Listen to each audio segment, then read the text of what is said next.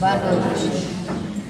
Uma alegria sempre muito grande retornar aqui essa casa tão fraterna, tão querida, com pessoas tão amigas. Eu quero agradecer o carinho de toda a família da Espírita Caritas através da Cristiane, que é a obsessora oficial do Caritas. Enquanto a gente não fala sim, ela não queda, o que é ótimo. Vale a pena. Vale a pena. Muito bem. Então, nós vamos falar nessa noite a respeito de cura e autocura. A minha proposta é que eu fale na exposição durante um tempo e depois abra para perguntas e respostas, onde a gente possa direcionar um pouco mais, talvez, para aquilo que interessar a cada um de vocês. Esse é um tema que nós estudamos profundamente na Associação Médico Espírita de Minas Gerais há 30 anos e é o tema da saúde e da doença à luz do espírito imortal. Então nós precisamos começar com as definições. O que é saúde? Se eu perguntar aqui para cada um de vocês o que significa saúde, nós teremos tantas definições quantas pessoas nós temos aqui. Porque saúde é um termo muito subjetivo e um daqueles termos já tão utilizados que acabou perdendo o seu sentido geral e significando algo muito particular de acordo com cada cultura, com cada família e com a concepção de vida que cada um tem. Para uma boa parte das pessoas, saúde é um corpo ausente de doenças. É um corpo sem sinais e sem sintomas. Para outros, é um corpo com força, com vigor. Para alguns é alegria, para outros é euforia, é um estado permanente de humor elevado. Cada um tem saúde em uma ponta. Acontece que há uma definição que é científica da Organização Mundial de Saúde, do ano de 1946, entrou em vigor em 49, e já são passados aí mais de 60 anos, quase 70, desta definição, e nós ainda temos um grande desafio. Porque a Organização Mundial de Saúde nos diz que saúde é um estado dinâmico, porque se altera a todo momento, de completo bem-estar físico, psíquico e social, e não meramente a ausência de doenças. Vejam este conceito. Primeiro, o conceito está definido pelo bem-estar. É também algo subjetivo, que levou depois, dentro da Revolução Sanitária Brasileira, a um questionamento deste conceito e uma ampliação para outros elementos mais importantes. No entanto, sem perder o valor da definição original. Um estado de bem-estar completo, dinâmico. Quem é que vive estado de bem-estar completo aqui? Não é? Quando o espiritual está bom, o corpo está pegando. Quando o corpo está bem, o espiritual está pegando. Quando os dois estão bem, é o psicológico que está com alguma questão, não é? Nós vivemos em alguma flutuação, porque esse é o estado natural. É ficarmos fazendo as flutuações naturais das nossas circunstâncias interiores. Então, um completo bem-estar é algo idealizado. Não é algo que a gente viva senão por momentos, mas não como um estado permanente, porque ele se altera a todo momento. Por isso ele é dinâmico. Físico, psíquico e social. Ou seja, não apenas biológico, não apenas orgânico. Porque um corpo doente pode esconder uma realidade sadia, assim como um corpo sadio pode esconder uma realidade enferma. E só o conceito do Espiritismo nos dá a compreender de uma forma mais profunda. Então já são passados aí quase 70 anos dessa definição e ela ainda é um grande desafio. Porque nós profissionais de saúde, nós somos treinados para sermos técnicos da patologia. Somos treinados para ser bons diagnosticadores. Somos muitas vezes péssimos humanistas, a relação interpessoal é difícil. Somos muitas vezes péssimos comunicadores, porque às vezes há um alto nível de competência, mas a comunicação daquela competência ou daquele saber não é feita de uma forma que haja uma função adequada. E somos também muito focados no equilíbrio orgânico, porque então estudamos o equilíbrio do órgão muito mais do que o equilíbrio do sistema. Mas, se esta é a realidade dos profissionais, é também verdade que a maioria de nós somos péssimos pacientes. Porque vamos aos médicos também com posturas igualmente cindidas.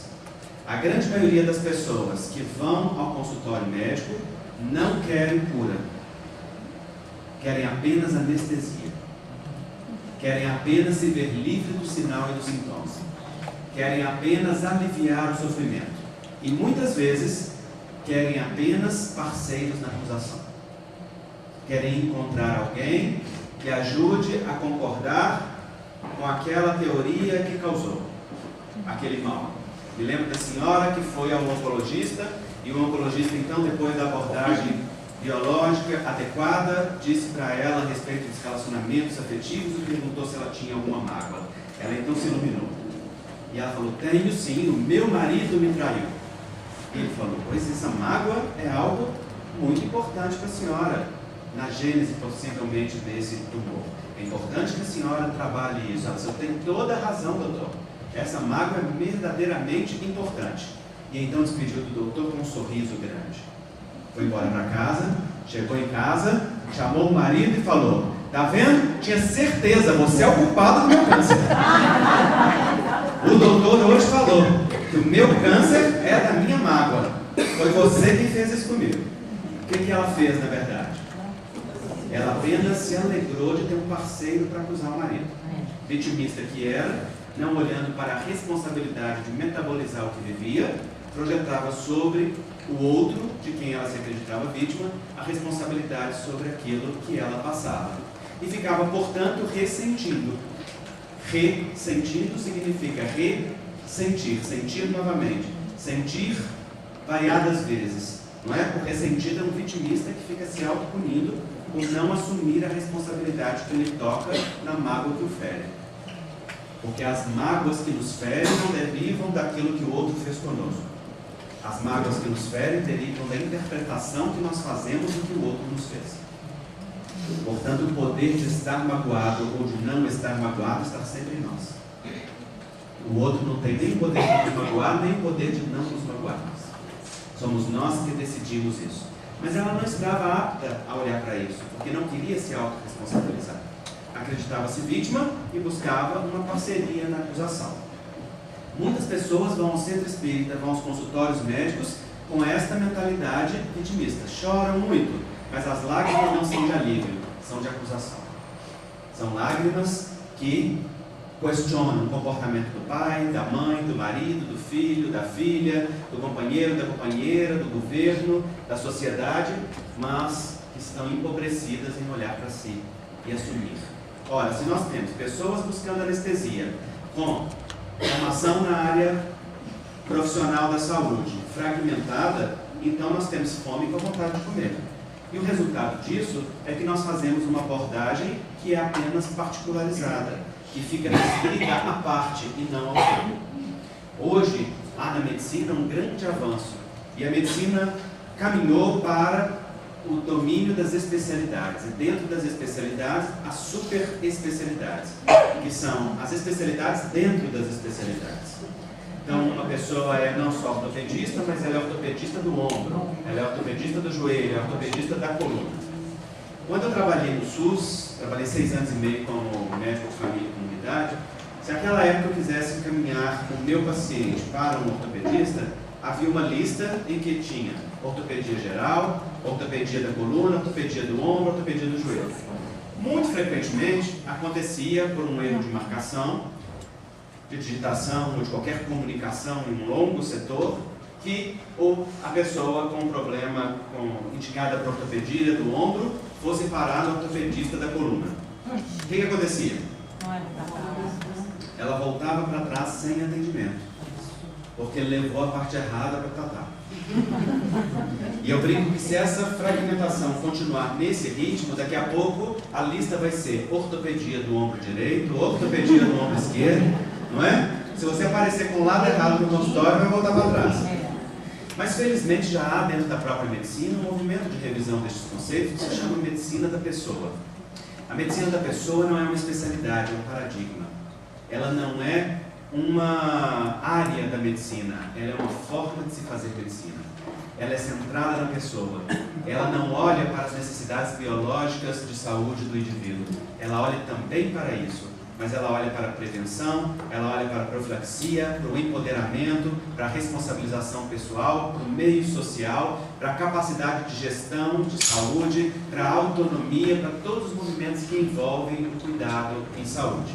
E esse movimento da medicina da pessoa já está fazendo um movimento de integração, muito mais acentuado dentro das áreas chamadas primárias, como a medicina de família e comunidade, do que nas especialidades, dada até a sobrecarga do sistema. No entanto, esse movimento já acontece.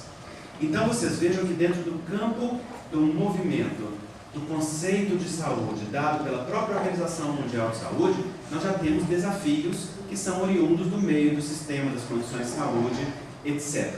E de nós próprios, daquilo que nós buscamos para nós.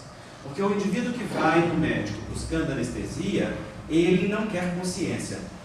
Ele quer só se aliviar do sofrimento. Aliviar-se do sofrimento é absolutamente justo. É absolutamente parte do processo de cura. Mas está longe de ser o processo de cura. Porque eu alivio do sofrimento em uma área, e se eu não reequilibro o meu organismo, então outra área adoecerá. Quem nos explica isso de uma forma muito fácil e didática é a visão de saúde da homeopatia, que nos mostra que as nossas doenças são derivadas do desequilíbrio da energia vital, que por sua vez é desequilibrada pela vontade, pelo comportamento, pelos hábitos de cada um de nós. E se eu pego a manifestação de desequilíbrio de uma energia vital, manifestando-se em um órgão, e apenas anestesio aquele órgão, nós fazemos aquilo que é chamado de metástase mórbida. Aquele desequilíbrio da energia vital daquela área apenas se recolhe e faz metástase em outro campo, ou seja, apenas se desloca para outro órgão. E então eu vou ter uma outra manifestação de enfermidade, porque o conjunto não foi tratado, o indivíduo não foi tratado, o desequilíbrio da energia vital não foi sanado, foi só o órgão que foi protegido. Por isso a homeopatia não trata doenças, trata doentes, trata pessoas, não trata sintomas, trata organismo, desde que seja a visão clássica da medicina unicista homeopática, conforme preconizou Samuel Hahnemann, porque já há linhas da medicina homeopática que também trabalham com a lógica alopática, ou seja, apenas tratando os sintomas. Não é? Não basta que o remédio seja homeopático. A prática precisa ser também com uma visão homeopática. Então, se eu não reequilibro o organismo, se eu não modifico o interior, não há movimento de cura verdadeiro. Porque cura é um processo que deriva essencialmente do processo de expansão da consciência. Há que ter expansão da consciência e transformação interior para ter processo de cura verdadeiro. Então vejam que a definição que o Espiritismo nos traz de saúde, ela é ainda mais ampla do que aquela preconizada pela Organização Mundial de Saúde. Diz-nos o Espiritismo que saúde é a perfeita harmonia da alma. Quem nos dá este conceito é Emmanuel, na questão número 95 do livro O Consolador. Ora, o que é a alma? A alma é um conceito filosófico de variada definição. Allan Kardec se ocupou disto na introdução do Livro dos Espíritos e vai dizer que para o Espiritismo a alma é o espírito encarnado. E que é o espírito? Questão 23 do Livro dos Espíritos: o princípio inteligente do universo, derivado da inteligência suprema, causa primária de todas as coisas, que é Deus. Então, o Espírito é a inteligência menor derivada da grandeza maior que é o Pai. É criatura divina, é criação divina, que caminha da simplicidade e ignorância para a perfeição que lhe é possível, dentro de um movimento contínuo de progresso, em que vai pouco a pouco se revelando no tempo. Inicialmente, o princípio espiritual estagia nos reinos inferiores da natureza: reino mineral, reino vegetal, reino animal. No que levou Leon Denis, filósofo espírita, a sintetizar dizendo que o espírito dorme no vegetal, sonha no animal e desperta no hominal. Outros autores ampliaram para dizer que dorme na verdade no mineral, Agita-se no vegetal, sonha no animal, aonde desperta a inteligência rudimentar ou o instinto, a consciência fragmentária de si, para despertar no hominal, na consciência de si e na razão, no pensamento contínuo, para seguir a caminho da angelitude, que é o processo de integração com o Pai. Então, o nosso processo é estagiar no mineral, no vegetal, no animal irracional, hominizar e individualizar-se, porque é aí que o princípio espiritual se individualiza, entre o animal irracional e o hominal, humanizar-se, que é um longo processo de sair do instinto para a humanização, e então caminhar da humanização para a angelitude. Nós estamos neste processo. Estamos, a maioria de nós, no esforço para conquistar a humanidade. Embora sejamos seres humanos, ainda estamos no esforço de conquistar a humanidade. Porque em muitos de nós, segundo os espíritos em 2/3 do planeta, o instinto e a animalidade primitiva ainda fala muito alto. O cérebro reptiliano, a parte automática, impulsiva da vida, ainda fala com predominância. E o cérebro mamífero, que foi o segundo cérebro a desenvolver no processo evolutivo, antes que o córtex frontal e pré-frontal se desenvolvessem como as conquistas mais modernas, ele não está tão ativado, tão na dominância quanto deveria estar no processo da humanização. Já para aqueles que estão humanizando-se, descobrindo as virtudes do processo de ser humano, a compaixão, a bondade e todo o movimento que nos faz humanos, olhando um ao outro com igualdade, já temos um maior desenvolvimento cerebral. E em poucas pessoas já temos o lobo frontal ativo, com as conquistas superiores em desenvolvimento e em destaque, desenvolvendo-se para o futuro. Então, saímos do animal, assumimos o reino hominal na tarefa de humanização e estamos caminhando para a angelitude. Já estamos quase chegando lá. O que vocês estão vendo? É só questão de mais 2 ou 3, gente. Bilhões de anos. Né? Mas o que são os bilhões de anos para o espírito, que é imortal? Não é verdade? Já passamos por isso. Estamos, então, a caminho deste processo. Se, então, saúde é a perfeita harmonia da alma, nós temos que entender esse processo evolutivo do espírito e saber que, ao longo do processo encarnatório, cada um de nós colhe aquilo que semeou livremente em si. As encarnações, como vocês sabem muito bem, são solidárias entre si. Estão todas alinhadas dentro de um contínuo vida, em que tudo vai se sucedendo no tempo e no movimento, de tal maneira que nós preexistimos a vida biológica e sobrevivemos à morte, fenômeno biológico. Todo este processo é comandado pelas leis divinas, dentre as quais se destaca, e é importantíssima para ser compreendida a saúde, a lei de ação e reação, ou causa e efeito. Esta é uma lei que regula os processos de percepção de tudo aquilo que é nossa responsabilidade pessoal. Algumas pessoas fazem confusão com o termo ação e reação, porque pensam que ao dizer assim, nós estamos nos referindo à segunda lei de Newton, dentro da mecânica newtoniana, que diz que uma força aplicada sobre um objeto produz uma força de igual teor em sentido contrário. E esta ideia dá uma impressão de que o mesmo movimento que vai, volta, que é um toma lá, dá cá. E aí muitas pessoas pensam assim: se o espírito matou, vai morrer; se roubou, vai ser roubado; se feriu, vai ser ferido; se lesou, vai ser lesado. Não é verdade? Mas isso não é doutrina espírita. Isso é lei de Galião. Olho por olho, dente por dente. Essa lei vigorava antes de Jesus. Jesus a derrubou e apresentou-nos uma lei de amor e apresentou-nos um Deus de justiça e de misericórdia, sobretudo, que substituiu o Jeová Jiré dos exércitos, aquele Deus poderoso do Velho Testamento, que cobrava com impenitência qualquer falta. Não é? Então, ação e reação não significa toma lá da cá. Ação e reação significa responsabilização pessoal sobre a vida. Se o espírito matou, não precisa morrer, mas vai precisar aprender a gerar vida. Se roubou, não precisa ser roubado, mas vai precisar aprender a devolver com juros. Se lesou, não precisa ser lesado. Vai aprender a curar com sacrifício. Se destruiu, não precisa ser destruído. Vai aprender a construir com persistência. E assim a encarnação retorna, colocando cada um de nós nos recantos de trabalho ao qual fazemos jus, com as profissões que necessitamos, de acordo com as faltas que devamos reparar, as provas que devamos suportar, as virtudes que devamos desenvolver e as aptidões que já temos inatas em nós para serem partilhadas. A justiça e a sabedoria divina regula todo este processo de forma natural. O mesmo acontece com o nosso corpo.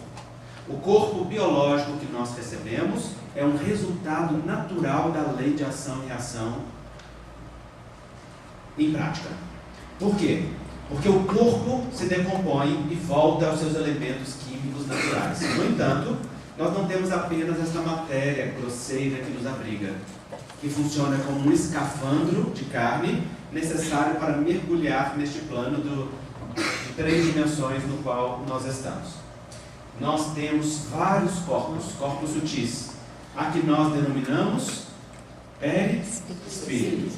Peri, prefixo grego que significa em volta de, e o espírito, o princípio inteligente do universo. Então, perispírito, conjunto dos corpos que envolve o espírito, do qual predomina o corpo astral, que nós muitas vezes chamamos só ele mesmo de perispírito, porque é o corpo dos espíritos que está fora da matéria, o corpo de maior expressão. Pois este corpo, ele tem uma capacidade plástica, ele é impressionável, ele registra tudo que é vivido, ele tem a capacidade de armazenar as impressões energéticas daquilo que ele toca, e ele é o comunicador dos movimentos. Ele faz a integração entre as encarnações, porque é ele que vai funcionar como o elo de conexão entre uma encarnação e outra. E ele vai ser o modelo organizador biológico que vai definir a qualidade do que nós vamos viver numa nova encarnação. Então, quando o óvulo se encontra com o espermatozoide e forma a célula ovo ou zigoto, ali a vida começa. A vida começa na concepção. A partir da concepção, já existe um feto autônomo, independente da mãe, com características genéticas próprias, desenvolvendo-se independente dela. No entanto, necessitando se nutrir dela e desenvolver dentro dela. Não é parte do corpo da mulher, é uma parte estranha ao corpo da mulher que se desenvolve dentro dela. De tal maneira que o organismo, inclusive, tenta combater aquilo e aciona defesas contra o feto. Tamanho é o reconhecimento de que se trata de um corpo distante, não é? Por isso não se justifica nenhum processo de aborto. Por isso não se justifica nenhum método que interrompa a vida a partir do momento da concepção, porque a vida é um bem indisponível. Só Deus a dá, só Deus a pode tirar. Sempre guiada pela sabedoria divina, sempre guiada pela lei de causa e efeito, sempre guiada pelos processos justos, mesmo quando pareça estar debaixo das nossas invigilâncias, dos nossos descuidos, das nossas dificuldades de vida. Há sempre a lei divina ali nos meandros dos acontecimentos. E isso é muito importante que seja dito, que nós falemos sempre, sobretudo quando o nosso país discute a aprovação do aborto ou a possibilidade de colocar isso numa pauta verdadeira, não é? No nosso Senado Federal. Então, naquele momento em que a célula ovo e o zigoto se encontram, e o óvulo se encontram formando o zigoto, ali a vida. Naquele momento, o perispírito do reencarnante se liga de forma mais direta ao óvulo e ao espermatozoide, que já foram pré-selecionados porque têm a carga genética necessária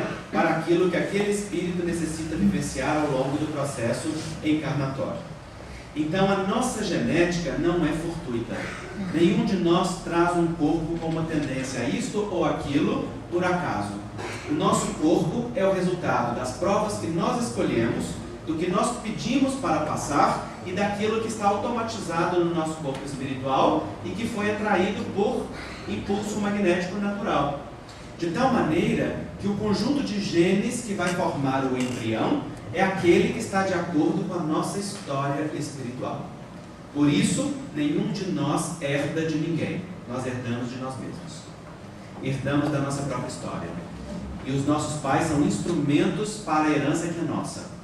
A herança daquilo que vem antes. E claro, ao receber aquela genética que é deles, recebemos também toda a grandeza que é deles e de todas as gerações que vieram antes, dentro de um movimento de força e de honra, de profundo impacto e repercussão para a nossa vida. No entanto, não recebemos por acaso esta ou aquela cota genética, porque ela vem sustentada e baseada naquilo que nós precisamos. Então imaginemos, por exemplo, que durante toda uma encarnação eu fume, ou parte grande dela, lesando as células pulmonares com as 4.500 substâncias presentes em um cigarro comum. Eu vou não apenas agredir aquelas células com uma toxicidade que as células não são capazes de metabolizar, promovendo ali as mutações genéticas, promovendo ali os processos de intoxicação de toda a natureza, como vou também lesar as células do pulmão espiritual, que vão se ressentir de todo o movimento energético que é realizado ali no pulmão, e vão gravar aquele impulso. Terminada a vida física, o corpo biológico, com qualquer coisa que tenha ali no pulmão, vai se decompor. No entanto, aquele registro energético do pulmão espiritual, ele vai se transmitir à nova encarnação. É bem verdade que muitas vezes, entre uma encarnação e outra, o espírito passa por tratamentos magnéticos no plano espiritual, cirurgias, intervenções até mesmo mediúnicas, quando necessário, a fim de minimizar isso. Mas não é possível, em uma grande maioria dos casos, que essas repercussões sejam alijadas do corpo espiritual, senão quando elas são drenadas em um novo processo reencarnatório. Então, quando o perispírito se liga ao zigoto para formar um novo embrião e passa a comandar a embriogênese, o processo de desenvolvimento daquele novo embrião como um grande molde, tudo aquilo que está ali no pulmão vai passar para impressionar as áreas genéticas do pulmão físico daquele novo corpo. Não necessariamente gerando uma marca imediata, mas podendo gerar predisposições. E aí muitas vezes nós vamos ter desde as bronquiolites, pneumonias de repetição da infância, asmas ou processos alérgicos, até os processos mais sérios que vão acometer depois o adulto ao longo da vida. Porque o espírito é capaz de conter esta carga energética no perispírito para impressionar o corpo físico apenas em determinado tempo da encarnação. Eu sempre me incomodei com essa informação. E eu falava assim, como é que pode ser um conteúdo energético contido num corpo energético e não impressionar o corpo físico imediatamente se eles estão jungidos célula a célula? Como que algo que está ali? É a mesma coisa de perguntar assim, como é que um papel pode encostar numa tinta e não absorver, a não ser que ele seja impermeável? Mas nós sabemos que o corpo físico é absolutamente permeável, porque ele está comandado. Mas o Espírito Dias da Cruz nos explicou isso um tempo atrás na Associação Médica Espírita de Minas Gerais. Ele nos disse que o corpo astral tem camadas. Então, nós pensamos que o corpo astral seja um corpo único. Mas a verdade é que ele não é um corpo único. Ele é formado de múltiplas camadas que estão superpostas e que, em conjunto, dão a ideia de unidade.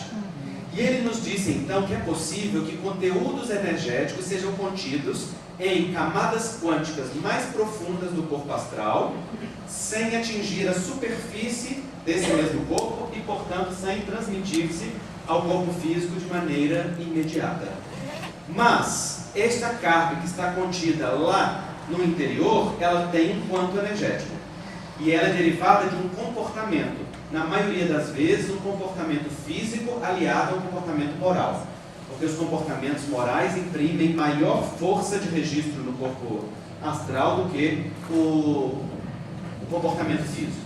O comportamento físico, sem dúvida, afeta o corpo astral, mas o comportamento moral, mais ainda, porque o corpo astral ele é maleável e ele está muito moldável pelo pensamento e pelo sentimento. E aí então diz o benfeitor que se esta carga que está contida num nível profundo, imaginemos que ela está aqui, ó, nesse nível X. Se aqui, nesse nível mais profundo, X, eu estou desenhando aqui várias camadas, eu estou apontando a camada que está mais profunda, aonde está registrado. Então, nessa camada mais profunda, aonde está a carga energética. Se ali eu sobrecarrego este registro com comportamentos semelhantes nesta encarnação, o que vai acontecer é que aquilo vai transportar para camadas cada vez mais superficiais até atingir um ponto de saturação que é transmitido imediatamente para o corpo físico. Exato. É como se fosse um lençol freático que vai invadindo as camadas mais superficiais e promove uma enchente na superfície. E assim, aquele conteúdo pode transmitir-se ao corpo físico de imediato. Mas, se ao longo da minha vida eu entro num processo educacional, de ampliação de consciência, de renovação de mim mesmo, de transformação da qualidade energética do que eu absorvo e do que eu emito, eu vou naturalmente produzir ondas magnéticas que estão em qualidade energética oposta àquela que está registrada no corpo astral. Por estarem em exato movimento oposto, elas promovem força de repulsão. E então ela vai fazendo repulsão natural desta energia para o ambiente. E vai sendo pouco a pouco drenado para o próprio ambiente e exaurido para o interior da Terra, sem que precise transmitir-se ao corpo físico, gerando impressão. Então esse processo André Luiz explica também no último parágrafo do Evolução em Dois Mundos. Não com essas palavras, porque o Dias tornou mais didático, mas lá ele vai dizer assim, depois então eu entendi o que ele disse. Ele vai dizer assim: as vibrações de amor que nos voltam vão lavando-nos o corpo espiritual dos registros de trevas que porventura existam ainda nele. O que é este lavar o corpo espiritual? É uma vibração de natureza distinta, promovendo repulsa àquele conteúdo que está lá registrado. Uma força contrária. Então vejam vocês que nós não somos vítimas nunca. Nós somos os autores da nossa história. Porque elegemos a carga magnética do nosso corpo astral. Elegemos a genética que vamos habitar. Esta genética é parte predisposição e é parte automatismo. E ao longo deste processo nós vamos trabalhar o conteúdo energético do nosso corpo astral, assim como vamos trabalhar também os impulsos que chegam até a esfera genética do nosso corpo. Estou me explicando bem? Então esse movimento, ele é claro, ele é um movimento de absorção e de expulsão natural. Vocês vejam, gente, que o espiritismo é científico, o espiritismo não é dogmático.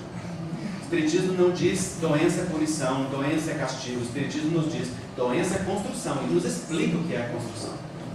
Assim como é a construção, nos explica o que é a reconstrução. Nos explica o que é um processo energético.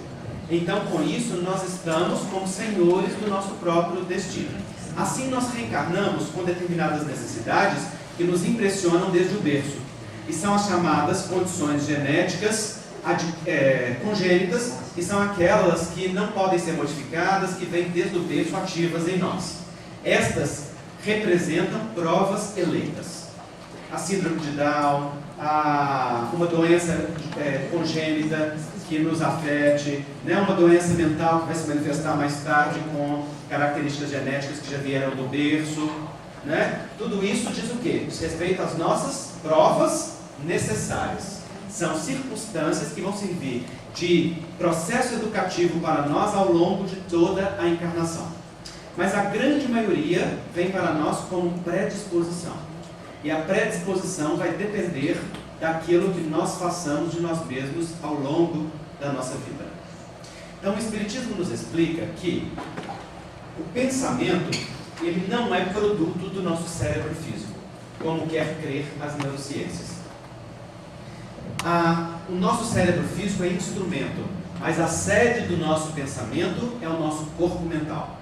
E o nosso corpo mental reside é um dos corpos espirituais e reside num nível mais profundo do que o corpo astral. É ele que comanda o corpo astral. Ele é a sede da mente e ele tem o formato oval. enquanto o corpo astral tem o mesmo formato do corpo físico. De lá, do corpo mental, vibra o pensamento na forma de onda, com dupla função, como nos explica a física quântica, com função de onda e com função de partícula, tanto com o seu efeito ondulatório quanto com o seu efeito como partícula. E ele vai vibrar passando pelo corpo astral e atingindo o corpo físico pela raiz do corpo físico. Qual que é a raiz do corpo físico? É o universo subatômico. Nosso corpo é formado de células. As células de substâncias e as substâncias de átomos e partículas subatômicas. Então, o nosso corpo é um emaranhado de células e partículas subatômicas vibrando e nos dando a ilusão de materialidade. Acontece que esse nível atômico e subatômico está em íntima correlação com o nível energético que está diretamente conectado a ele. Que no caso é um corpo que se chama duplo etérico, que está diretamente conectado, que é um corpo de vitalidade, que só nós encarnados temos. Está depois diretamente conectado com o corpo astral, que está diretamente conectado com o corpo mental. De tal maneira que não há solução de continuidade entre eles. É um movimento conjunto. Estão todos vibrando no mesmo local em diferentes espaços, porque são diferentes camadas quânticas, diferentes dimensões. Então, aquilo que é vibrado lá no pensamento impressiona o universo subatômico imediatamente. Promovendo o quê? Promovendo modificação da vibração das substâncias dentro da célula e, com isso, modificando o funcionamento dentro da célula. Vejam, então, o que o Espiritismo está nos dizendo. Está dizendo que o pensamento é o grande controlador da função celular. Que, através do pensamento e do sentimento, nós comandamos tudo o que acontece dentro de nós. Por que pensamento e sentimento, gente? Porque pensamento e sentimento são um casalzinho de namorados que andam sempre de mão dadas. Pensamento gera sentimento, sentimento gera pensamento, e nós estamos o tempo todo nesse binômio. E embora a sua função possa ser separada, nós podemos entendê-la sempre como um conjunto. Então, a função binomial pensamento e sentimento atinge as células físicas, comandando as substâncias e modificando a ativação e a desativação dos genes dentro da célula. O que pensa a medicina a esse respeito? O que pensa a biologia sobre isso? Será que concorda? Será que discorda? Quais são os conhecimentos científicos que nós temos hoje a esse respeito? Até o ano 2000, nós tínhamos muita esperança no projeto Genoma. Porque nós achávamos que, ao catalogar todos os genes do corpo humano, nós teríamos a chave dos nossos problemas. Encontraríamos tudo aquilo que explicaria a complexidade humana. Quando chegou no ano 2000, um grande esforço científico da humanidade, porque foi vários centros ao mesmo tempo, junto em todo o planeta, trabalhando a esse respeito, foi uma grande decepção. Porque nós descobrimos que nós temos poucos genes a mais do que um pé de milho. Temos alguns a menos do que alguns insetos. Percebeu-se então que não são os números dos genes que explicam a complexidade da vida humana, mas sim a sua interação, a capacidade das nossas células de promover mutação genética, construir novos genes, ativar e desativá-los e promover uma complexa regulação que diz respeito à complexidade da nossa vida e dos seus produtos. Porque então essas mudanças dentro da célula mudam os produtos das produções dentro da célula e os efeitos. Então começou um estudo de uma outra área chamada epigenética. Epi significa aquilo que está acima de. Epigenética é o estudo da complexidade molecular que controla os genes. Hoje a biologia e a medicina sabem que o que comandam as células não são os genes. O que comanda as células são as interações moleculares que mandam nos genes. Porque então as interações moleculares mandam mensagens lá para dentro do núcleo dizendo ativa ou desativa um gene. Intervém na comunicação entre o núcleo e o citoplasma da célula dizendo para o gene assim, nós vamos mudar essa ordem que veio lá de dentro. Então quem tem poder aí verdadeiro? São as moléculas. Vou desenhar para ficar mais claro para vocês. A célula é a unidade básica do nosso corpo. Dentro dela, o núcleo, que é pequenininho. Então, duas bolas, uma pequena dentro da outra que é grande. A pequena é o núcleo e a grande é a célula toda. Dentro dessa pequena, então, está o núcleo. E fora desta pequena, dentro ainda da grande, nós temos o citoplasma. Isso. Que é a parte as outras partes das células que não correspondem ao núcleo. Nós podemos dizer que o núcleo é a gerência, é o presidente da empresa, o gabinete onde está o presidente da empresa, e o citoplasma é o pátio onde tudo se executa. As ordens vêm todas aqui de dentro, onde estão os genes, no nosso DNA, no nosso material genético. Acontece que a ordem tem que sair daqui de dentro do núcleo e vir para o citoplasma para ser executada aqui. E ela vem através de um motoboy que chama RNA mensageiro. Ele vai lá, busca a informação, guarda na sacola dele, vem cá para fora para essa informação ser interpretada e resultar numa produção de uma proteína específica, que é o produto que esse pátio da usina aqui faz. Então, antigamente nós pensávamos que a célula fosse uma monarquia, que os genes fossem reis e mandassem sem nenhuma regulação. Vinha a ordem lá de dentro, se executava sem pensar, sem pestanejar, sem discutir. Hoje se sabe através da epigenética que não é assim. A célula não é uma monarquia. A célula é uma democracia. Os genes verdadeiramente mandam. No entanto, na hora que a ordem sai lá do Palácio do Planalto, ela é discutida pelo povo. Se o povo estiver de acordo, está tudo bem. Mas se o povo não estiver de acordo, é greve, é paralisação, é protesto, é o que quiser, não é? E pode chegar, inclusive, a destituir quem está lá no poder, se não representar o interesse de toda uma coletividade, ou pelo menos da maioria. Não pode? Pode. Então, no processo democrático, existe um poder real, central, mas esse poder é regulado pelo poder verdadeiro que provém do povo. É isso que preconiza, pelo menos teoricamente, a democracia. Então, o que hoje nós sabemos a respeito da democracia das células? Existem as moléculas que vão verdadeiramente mandar. As moléculas são povo. É elas que têm poder. Onde estão essas moléculas? Essas moléculas estão no sangue, que passam aqui, ó, os capilares sanguíneos, que passam ao lado da célula, carreando estas moléculas. São os vasos sanguíneos. E aí, as moléculas saem dos vasos sanguíneos e vão para dentro das células ou para os espaços intersticiais, que são os espaços que estão entre as células. De toda maneira, eles vão se ligar aos receptores de membrana. Aqui nós temos proteínas na membrana da célula que funcionam como antenas que captam. Está passando ali uma molécula, ela fica apaixonada por aquela molécula e ela é meio carente, ela olha para a molécula e fala assim, gruda, sabe? Ela junta naquela molécula que não larga de jeito nenhum. É paixão à primeira vista.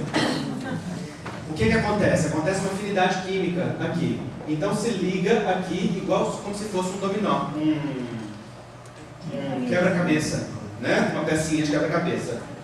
Tem o mesmo formato, a atração química acontece, ela se liga ali. Aí o que acontece? A molécula se liga na membrana, na proteína de membrana, gera um sinal que vai lá para dentro, gera uma cascata de informações. Vai começar a acontecer aqui ó, uma série de reações que pode atuar no citoplasma da célula ou pode atuar dentro do núcleo, modificando a expressão dos genes.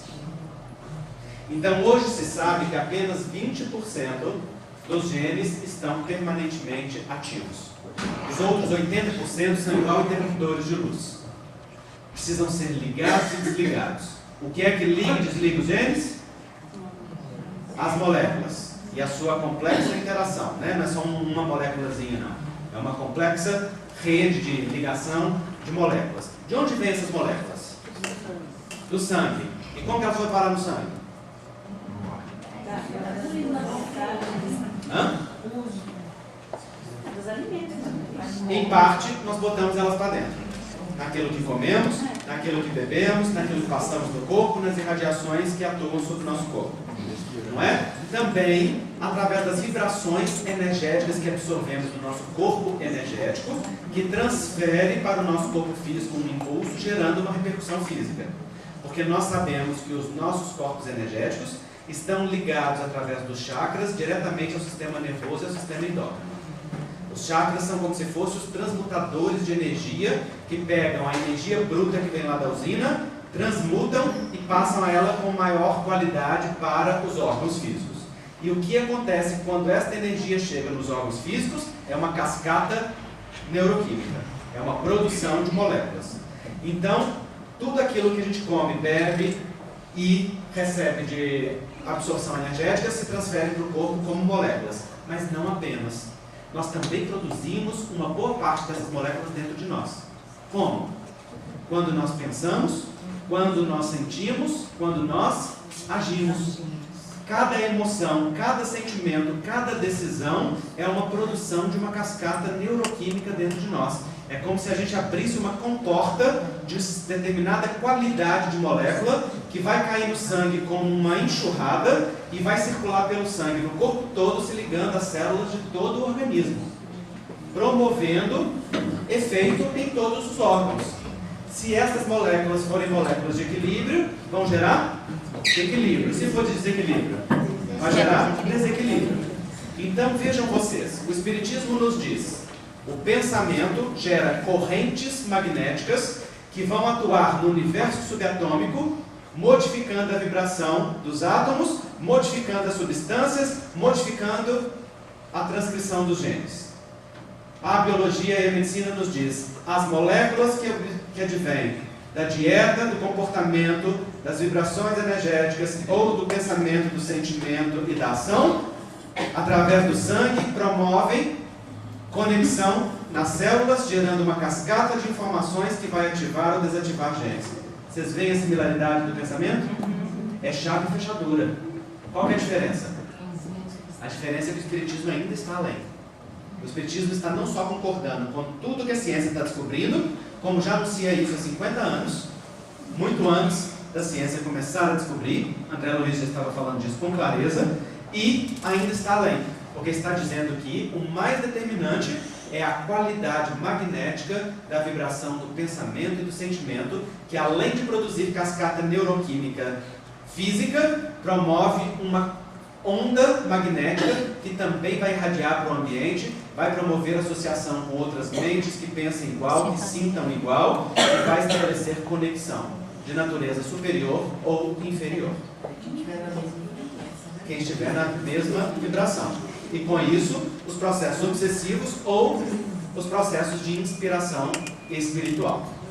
Se assim é, gente, se o nosso corpo tem esse poder de responder aos influxos das moléculas e também do nosso pensamento, o que acontece no nosso corpo é resultado direto daquilo que nós somos, daquilo que nós elegemos, das posturas que temos dentro de nós, da qualidade do pensamento e do sentimento que nós abrigamos, da qualidade das crenças pessoais que nós cultivamos dentro de nós. Se em parte nós trouxemos isso de outras encarnações, através das memórias magnéticas que estão no nosso corpo astral, isso é ativado ou desativado de acordo com aquelas posturas que nós temos hoje, que vão promovendo sobrecarga ou não nos quantos magnéticos que estão armazenados no nosso corpo astral. Então, se eu reencarno, por exemplo, com os genes que me predispõem à depressão, vamos pegar a depressão como exemplo. Se eu reencarno com os genes que me predispõem à depressão, porque a minha família tem muitas pessoas deprimidas, porque pelo meu passado espiritual eu atraí esses genes para mim, eu sim tenho 7 vezes mais chance de ter depressão do que uma pessoa numa família onde não haja esses genes de predisposição. No entanto, essa predisposição, ela é destino? Não. Ela é certeza? Não. Ela significa que vai acontecer? Não. Não, ela significa possibilidade de acontecer. O que é que vai determinar se vai acontecer ou não? Comportamento. Comportamento. O conjunto de moléculas que vai ativar ou não ela. E de onde vem essas moléculas? Da nossa dieta, do nosso comportamento, do nosso sentimento, do nosso campo mental e emocional. Não é assim? Então, para que os genes da depressão fiquem ativos, eles vão ter que ser ativados por um comportamento, por uma postura, mesmo que seja uma postura física, porque, por exemplo, uma deficiência vitamínica que não dá para esta máquina biológica que é o corpo, que ele precisa, ativa também esses genes.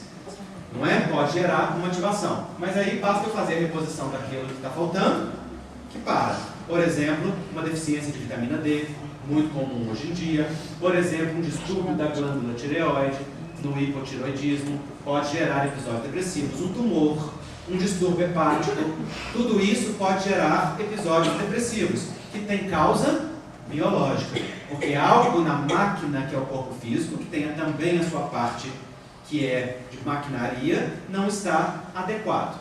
No entanto, se não tem nada orgânico acontecendo e eu tenho uma depressão, é porque os genes da depressão estão sendo ativados, modificando a neuroquímica cerebral, determinando então aquele estado de rebaixamento do humor, não é? A apatia, a falta de prazer, a desmotivação, o cansaço, a perda de peso, a queda de cabelo, a insônia ou excesso de sono, que vão ser decorrência daquela modificação neuroquímica cerebral. Aí algumas pessoas dizem assim: meu médico disse para mim que eu tenho depressão genética e vou ter que tomar remédio a vida inteira. Isso é verdade ou mentira? Mentira. Verdade ou mentira? Mentira.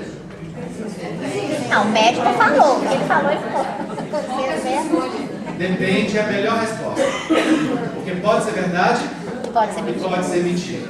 O fato é que isso nunca é um Exato. determinismo. Por isso que o Livro dos Espíritos nos diz que determinismo somente o da morte. Significa que nós todos vamos morrer. Mas mesmo o horário da morte, a forma de morrer e o dia da morte pode ser modificado o tempo todo. Não é? Então o único determinismo que nós temos na vida biológica é que nós todos vamos morrer. E o único determinismo que nós temos enquanto espírito, como ela falou muito bem, é o do bem, porque o bem é a única lei natural. Nós fatalmente entraremos em sintonia com o bem. Então, pode ser verdade ou não. O que vai determinar se é verdade ou não? O nível que eu ativo ou não aquela genética.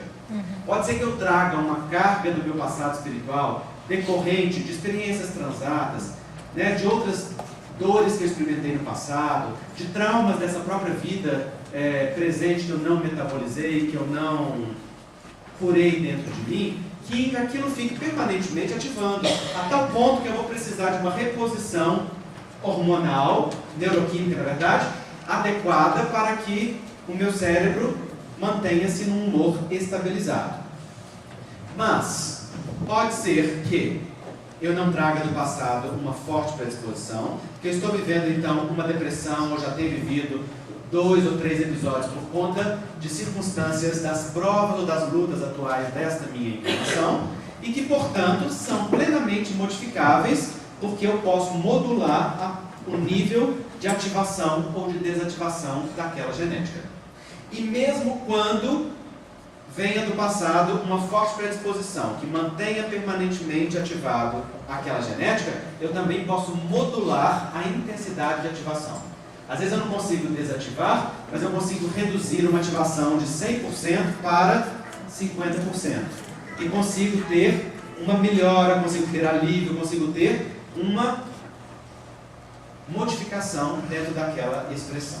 Desta maneira, gente, sinais e sintomas do nosso corpo são mensagens da alma, são recados da alma, são gerados na nossa fundura, são movimentos que afloram a superfície do corpo querendo ser percebidos, querendo ser compreendidos, querendo ser sentidos.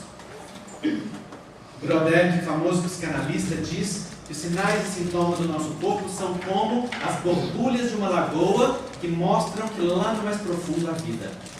E então, se eu vejo aquelas borbulhas saindo, eu pergunto a mim mesmo: que vida habita o mais profundo de mim?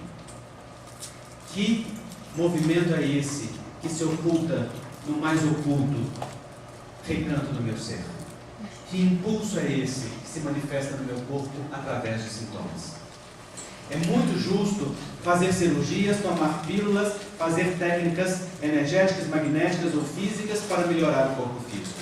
porque o corpo necessita ser amparado. No entanto, apenas fazer isso é como dar uma demão de tinta em parede mofada. Fica linda por alguns dias, porque o problema da parede mofada não é o mofo, é a infiltração, que permite que o fungo que lá está, muitas vezes vivendo de forma pacífica e tranquila, se reproduza a tal ponto que ele forme uma colônia que a gente conheça como mofo e passe a ser excessivo e, portanto, prejudicial. Então, o que é necessário fazer? É muito justo tratar a parede. É justo descascá-la e retirar o mofo. É justo tomar as pílulas, vitaminas, fazer cirurgias. Nenhum problema quanto a isso. No entanto, é essencial curar a infiltração. E a infiltração, do ponto de vista da alma, é, em sua maior parte das vezes, de natureza moral. Significa dos nossos comportamentos que entraram em distonia com a lei de Deus.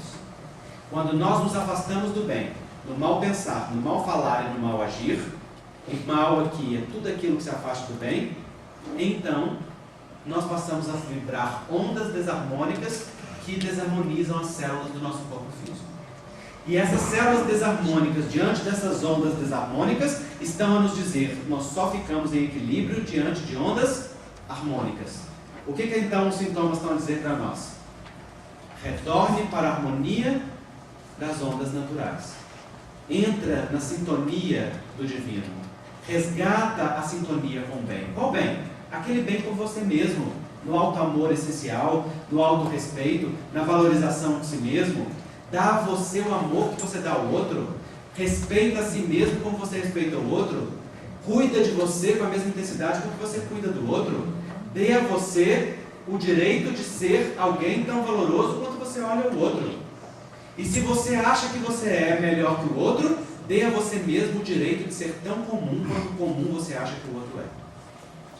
Porque a arrogância de achar-se superior é uma manifestação de egotrofia. E a menos-valia de crer-se inferior é a mesma manifestação de adoecimento. As duas formas nos distanciam do Pai. O Espírito Dias da Cruz explica isso de uma forma simples. Vou fazer aqui no esquema para vocês verem.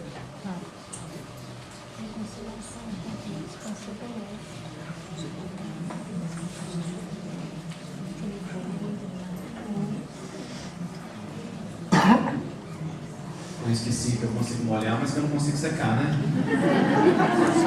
Foi muito inteligente isso aqui. A ideia foi minha. Vou do lado de cá, tá? Então o movimento é esse aqui, ó.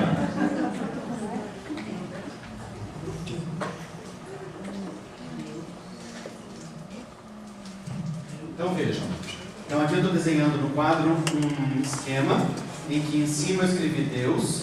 Então de Deus saem dois raios formando um triângulo.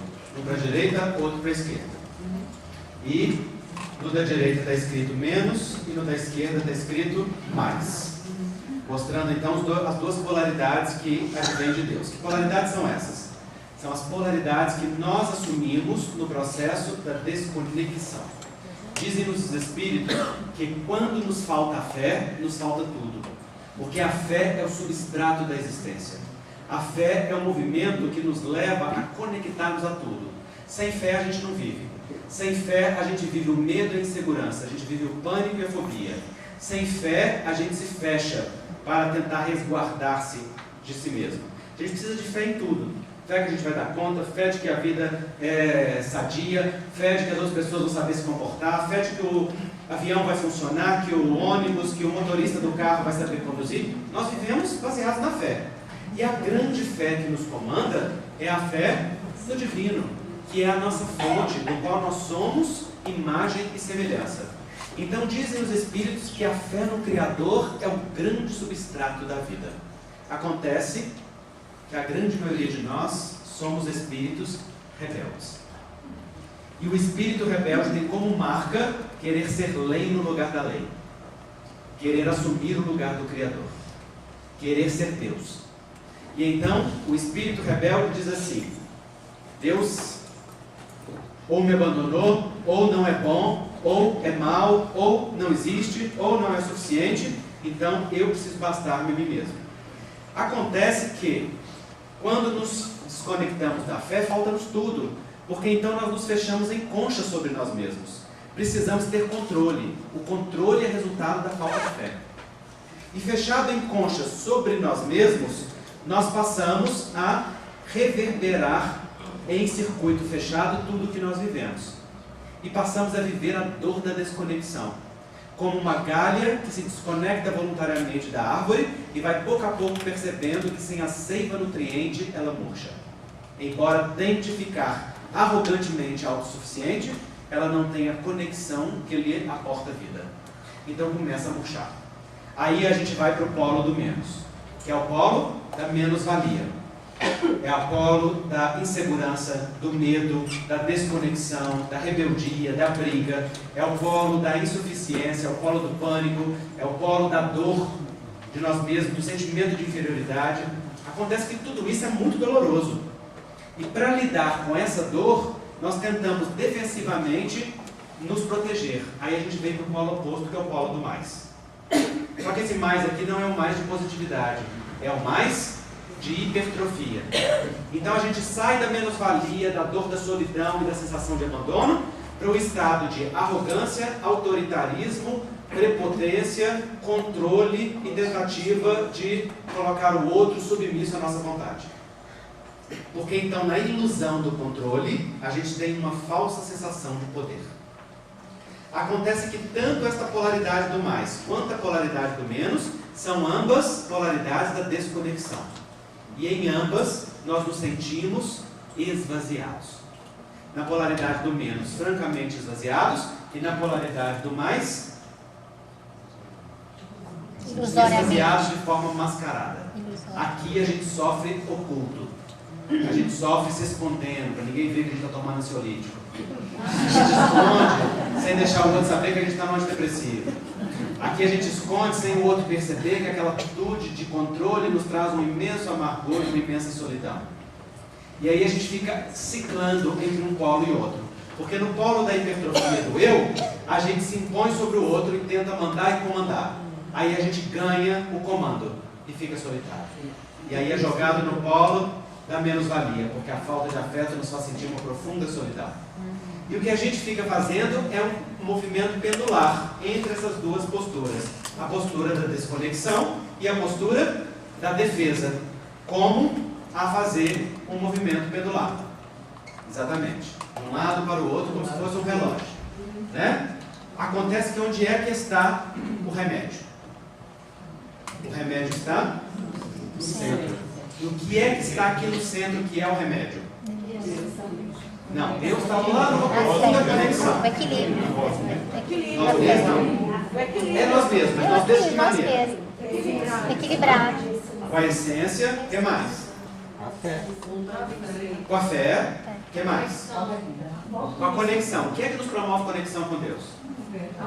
A fé é um dos polos. Então aqui, um dos elementos é fé.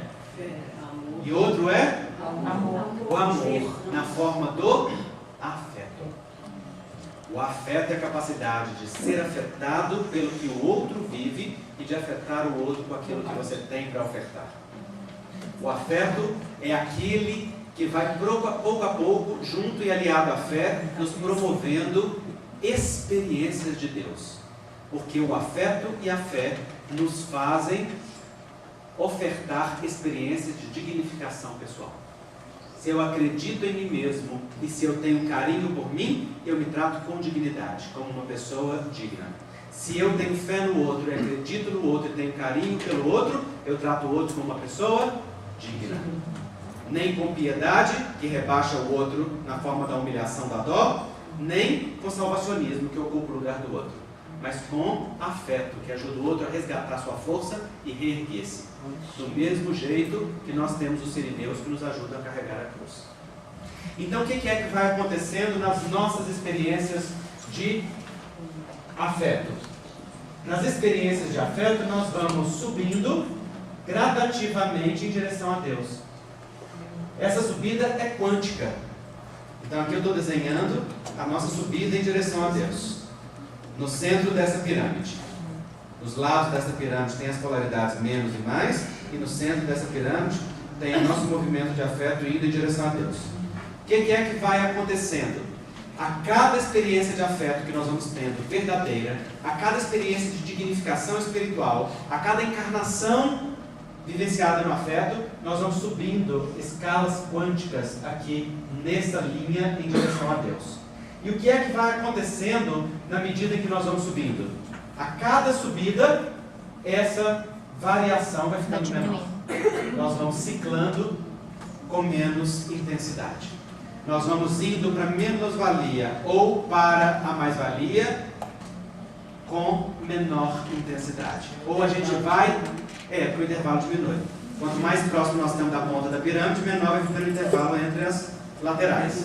Isso. Então, mais próximo nós vamos ficando, portanto a gente cicla menos e a gente volta mais rápido para o prumo. Por isso o processo de espiritualização, de educação espiritual que o Espiritismo faz por nós, não é espiritualização e santidade de fachada, nem é santificação de imediato, porque nenhum de nós tem o objetivo de tornar-se santo da noite para o dia. O nosso grande objetivo é nos tornarmos humanos, dignos e afetivos.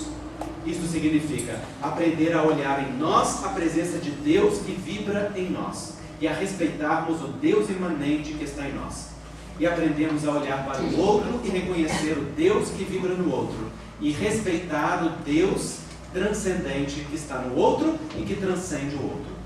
E isso é o exercício da alteridade, da manifestação da diferença, porque cada um no seu nível evolutivo manifesta em um momento, em uma capacidade. Isto nos permite o bem-querer, o desejo do bem, porque então, na boa vontade de olhar para o melhor em nós e o melhor do outro, nós vamos conquistando a nós mesmos, aprendendo a aceitar as nossas sombras, e conquistando o outro, aprendendo a aceitar as sombras do outro. Quando fazemos este movimento então do afeto, que vai nos reintegrando em Deus, nós vamos vivenciando o processo de volta para casa. Nós vamos vivendo as curas interiores. E isso resulta em bem falar, bem pensar e bem agir. Muda a qualidade vibracional do que nós estamos vivendo. Consequentemente, atinge as nossas células e promove modificação na vibração. Então vejam vocês, se nós pegamos uma experiência de adoecimento, entendemos que ela é um recado da alma, entendemos que ela está conectada à nossa postura e às nossas decisões, compreendemos que ela está diretamente vinculada a um ensino de algo necessário por nós, para nós. Então nós podemos perguntar a esse sintoma: qual é a mensagem que você tem para me trazer? Qual é o movimento que você deseja para mim? O que é que você quer promover em mim? Hoje, uma pessoa que está vivenciando um câncer de próstata me disse: com esse câncer eu conheci o Espiritismo, e com o Espiritismo eu conheci um tesouro que só a dor me proporcionou. E quando conheci o Espiritismo, a primeira mensagem que me foi dada pelos Espíritos no entendimento espiritual foi: meu filho, aprende a perdoar o teu pai. E então ele pôde olhar para o conflito longínquo que ele tinha com o pai. E então ele pôde compreender que o símbolo da masculinidade, que é a próstata, era um símbolo da relação adoecida dele com o pai. E pôde olhar para aquele masculino e pôde desejar curar essa relação. Então ele disse: estou profundamente em paz com este câncer. Não tem nenhum problema com ele. Porque apreendi o movimento e estou executando este movimento em mim. E como ele está com um câncer inicial que ainda não tem indicação cirúrgica, ele está convivendo com isso e aprendendo a fazer o movimento que está nele. Então este mesmo movimento nós podemos fazer em nós, desde uma simples gripe, que em geral manifesta as nossas frustrações dos desejos, até os movimentos mais francos dos tumores, das doenças metabólicas, dos grandes movimentos. E aí nós devemos perguntar duas coisas no processo da autocura: o porquê e o para quê. O porquê nos leva para o passado, e muitas vezes não é possível descobrir o porquê. Às vezes a raiz do porquê está em outras encarnações. Às vezes está em questões da nossa infância que só com a ajuda profissional nós vamos descobrir. Às vezes estão alicerçadas lá no mais profundo, mas o para quê ele pode ser percebido. Porque o para quê está conectado ao movimento que ele faz em nós. Olha, eu não sei como que isso originou não, mas na hora que eu olho para isso, eu vejo que ele me traz um movimento. Eu não sei por que a minha diabetes e a minha hipertensão está conectada, mas quando eu olho para ela, eu vejo que ela me traz uma limitação. Eu preciso pensar no que eu como, eu preciso pensar no cuidado com o meu corpo, eu preciso me exercitar diariamente, eu preciso cuidar da autopreservação. Eu não sei exatamente o que criou a tensão aumentada dentro de mim, mas eu sei que ela está a serviço do meu autocuidado e da minha transformação por mim mesmo. Então eu posso olhar para mim e perguntar, quais são os limites que eu verdadeiramente preciso? Será que são os limites a mim ou os limites ao outro? São os limites que eu não me dou ou os limites que eu não dou ao outro? São os abusos que eu me imponho ou os abusos que eu deixo que os outros me imponham? É o que eu faço demais na vida do outro ou o que o outro faz demais na minha? É o distanciamento que eu preciso ou é a aproximação que eu necessito? Essa resposta nenhum médico tem para você. Essa resposta nenhum espírito vai te dar gratuitamente. Essa resposta só o processo do autoconhecimento pode encontrar. Ela é buscada dentro de nós. Quando a gente mergulha. André, como é que eu faço isso então? Eu começo a me observar. Eu começo a perceber quais são os efeitos que aquela doença traz em mim. E se eu tenho dificuldade disso, eu posso fazer uma meditação em que eu pergunto o sintoma, o que ele tem para me trazer como um presente. Mas para isso eu preciso não brigar com ele. Porque este carteiro só entrega a carta quando a gente pede com doçura. Quando a gente exige na pancada, ele não abre a mão. Então uma meditação que ajuda é quando eu entro numa visualização criativa, boto uma música calma, dentro de um relaxamento, olho para aquela área do meu corpo onde a enfermidade está e pergunto mesmo a ela o que ela tem a me dizer. Esses dias eu fiz isso com um sintoma. Sintoma antigo que eu tenho. Não tinha feito isso ainda com ele. Ele não me incomoda muito. É só uma sensação corporal, energética, ligada à percepção mediúnica. Mas então, de repente, eu me dei conta e falei assim, o que eu não fiz até hoje? Isso. Então eu parei, fiz uma prece que a mim me ajuda a conectar muito fortemente comigo mesmo. Entrei em calma, em sintonia, olhei para esse sintoma e dialoguei com ele. Na verdade, esse dia eu usei uma outra técnica, que eu vou ensinar para vocês. Que foi uma técnica de conversa com o mentor. E não precisa de percepção mediúnica para isso. Nesse dia, eu entrei nesse estado de meditação, eu me imaginei desencarnando e chegando diante do meu mentor, tendo a oportunidade de despertar no plano espiritual e vê-lo na minha frente e ter uma conversa com aquele que me conhece profundamente. Então eu olhei para ele, a primeira pergunta que eu fiz para ele foi: aquele sintoma X, ao que está conectado? Na mesma hora que eu perguntei, um quadro mental se abriu na minha frente. E eu vi uma imagem. E na imagem que eu vi, eu compreendi perfeitamente. Não é ver com os olhos, é ver com a percepção. E isso não precisa ser médium, isso não precisa ter sensibilidade nenhuma, isso não precisa ser treinado, isso você vai aprendendo. Você pode fazer um exercício de meditação consigo mesmo. E claro, quanto mais você fizer meditação, quanto mais você fizer oração, quanto mais você fizer calma interior, mais sensibilidade você vai ter para perceber isso. Então nós podemos dialogar com os sintomas do nosso corpo para perceber os movimentos que estamos sendo convidados a fazer. E quando isto acontece, nós podemos nos decidir pela transformação que nós precisamos. Mas lembre-se, nenhuma transformação acontece com autocrueldade. Nenhuma transformação acontece com briga interior. Nenhuma modificação em nós se dá pegando a chibata e nos culpabilizando e nos machucando pelo que somos ou pelo que deixamos de ser. Toda transformação interior vem das experiências de amor. E a primeira experiência de amor que devemos ter é aceitar o limite de nós mesmos e olhar com ternura para aquilo que ainda não está amado e desenvolvido em nós. Exercitar um não julgamento. Julgamento moral é uma algema que nos prende à autopunição.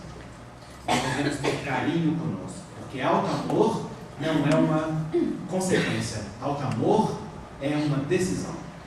Auto-amor é quando eu me comprometo profundamente em amar aquela pessoa que eu vejo no espelho. E me comprometo a amá-la, não porque ela mereça. Me comprometo a amá-la porque ela existe. E por existir ela é digna o suficiente do meu amor. É a minha companhia eterna. É o espírito imortal que eu sou em luta.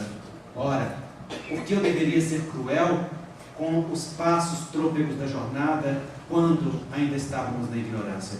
Se hoje o Espiritismo já nos deu a glória de vislumbrar a luz de um esclarecimento, que maravilha! Não nos é dado isso para que eu olhe para os tempos de ignorância e recrimine, mas sim que eu olhe para aquele tempo e diga para mim mesmo: vou fazer agora o necessário para assumir qualquer consequência que veio dali e comprometer-me comigo agora de ser o mais carinhoso possível com todos os efeitos do que aconteceu e comigo nesse momento, porque aprendi que sou um filho de Deus digno do amor do Pai. Esse compromisso de amor conosco, ele é uma decisão. Não precisa de que nós façamos nada. Por isso as pessoas falam muito, nós falamos muito na literatura espírita em melhorar. Eu tenho feito uma reflexão sobre o melhorar que eu gostaria de partilhar com vocês. É óbvio que melhorar é uma necessidade da vida. É óbvio que melhorar é a nossa meta. No entanto, quando nós ficamos obcecados em melhorar, o que nós estamos fazendo? Nos punimos. O que verdadeiramente está acontecendo enquanto nós estamos obcecados em melhorar? Sendo obsessivo. Na maioria das vezes. Hã? Justifica a manutenção do estado que você está. Vou melhorar. Nós Amanhã estamos vou melhorar. ou justificando em processo de defesa, né? Amanhã eu faço isso, mas na maioria das vezes, sabe o que nós estamos fazendo? Nós estamos brigando com o que nós somos. Ao invés de dizer assim, eu quero ser melhor, nós estamos dizendo assim, eu não aceito aquilo que eu sou. Ora, se você não aceita aquilo que você é, você jamais se tornará aquilo que você deseja ser. Então, eu fico pensando nas árvores, né, que são representação da lei natural. Uma árvore está preocupada em melhorar? Não. Ela todo dia se preocupa em absorver das raízes o que a terra tem para lhe dar e alimentar-se do seu nutriente. Todos os dias ela se preocupa em partilhar com o meio, fazendo troca. E porque ela troca todos os dias com o meio e com a fonte, ela mantém-se o tempo todo em processo de crescimento e de frutificação. Ela movimenta-se o tempo todo. E porque ela troca todos os dias, e porque ela se alimenta todos os dias, então todos os dias ela cresce. Então todos os dias ela é mais. Então penso que nós não precisamos melhorar. Nós precisamos amar o Filho de Deus que já somos. E amando o que nós somos, reconhecer as raízes que nos compõem. E nutrir as nossas raízes da força que tem para nos dar. E nutridas as raízes, trocarmos com o meio aquilo que já abunda em nós. Senhor, o que eu tenho, isto te dou. Usa-me a mim. Enquanto isso, eu trabalho para conquistar o que eu desejo. Em paz. Porque se eu me comprometo comigo agora, então hoje eu me comprometo em ficar atento às minhas más inclinações.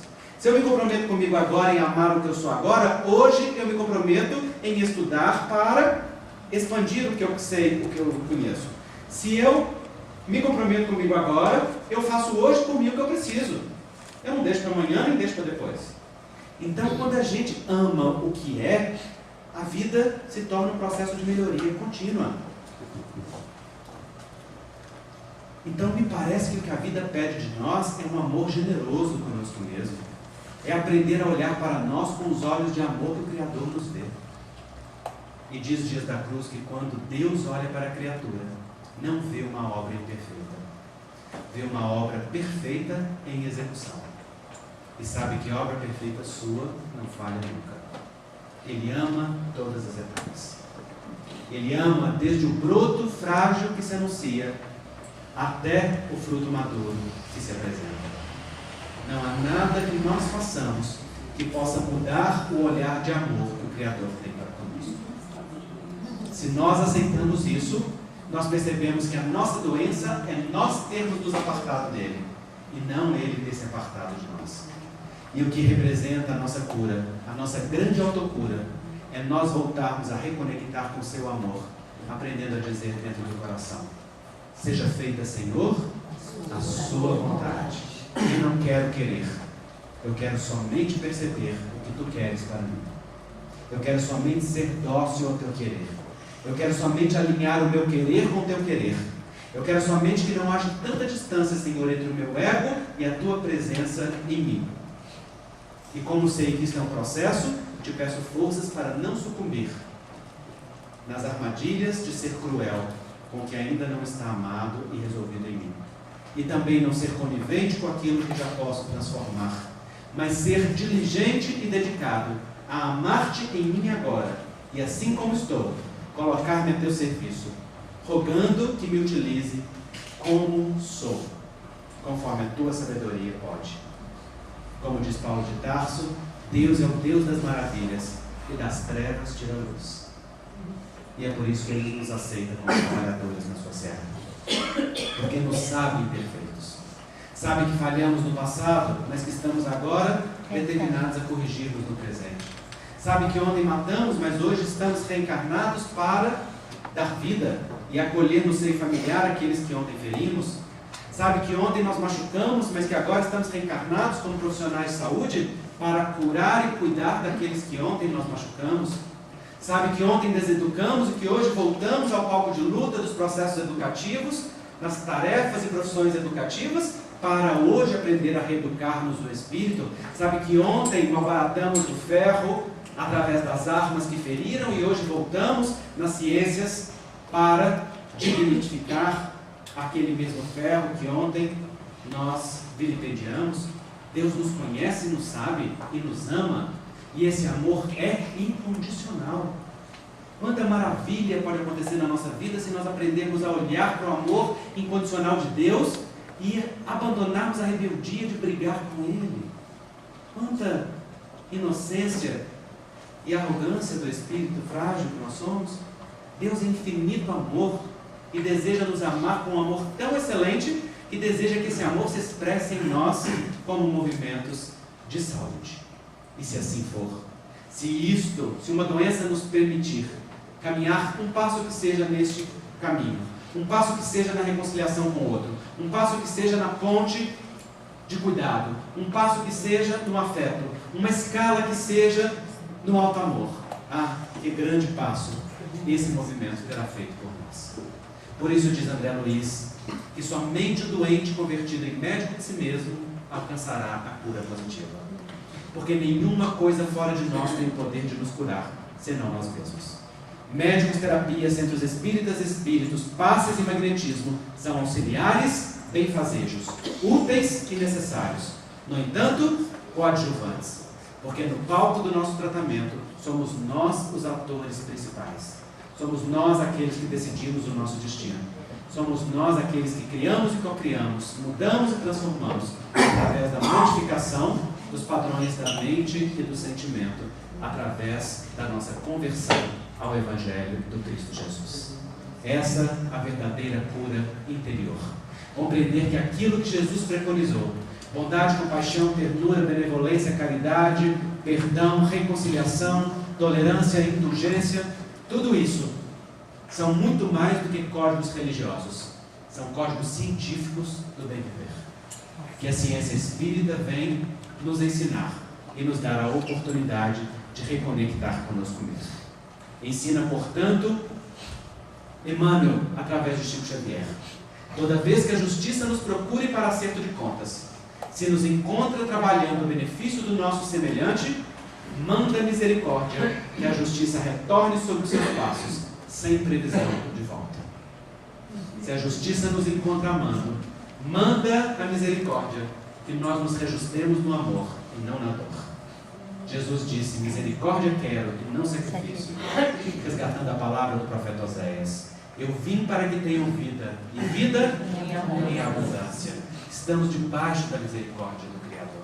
Por isso André Luiz nos diz que o amor é a maior das medicações. E todas as vezes que nós amamos, nós vibramos amor para o próximo, que acolhendo este amor, recebe-o e vibra gratidão de retorno.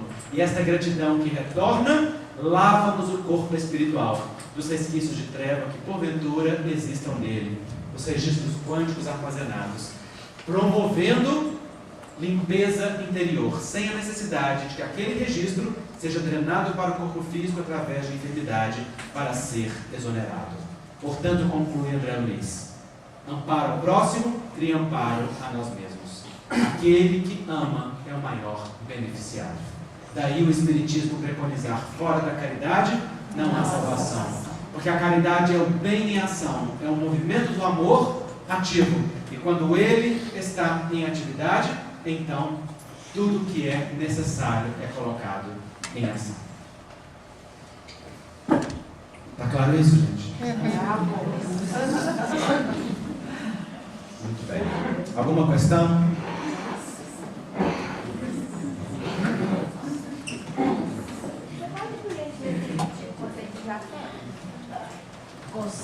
Afeto. De conceito de afeto. Afeto é a experiência do amor que nos permite sensibilizar por nós mesmos e pelo outro. Eu me permito ser afetado pelo outro positivamente. Eu permito que o outro seja afetado por mim positivamente. Afeto é a experiência da ternura e da compaixão nas relações humanas. O afeto cuida, o afeto é carinhoso, o afeto é dócil, o afeto é paciente, o afeto zela. Exatamente. Ok? Sim. Quando você fala dessa questão do menos e do mais, eu posso pensar, vamos pensar aqui em doença de uma bipolaridade. Você fica para lá, para cá, na hora você está outra hora você isso. O que isso?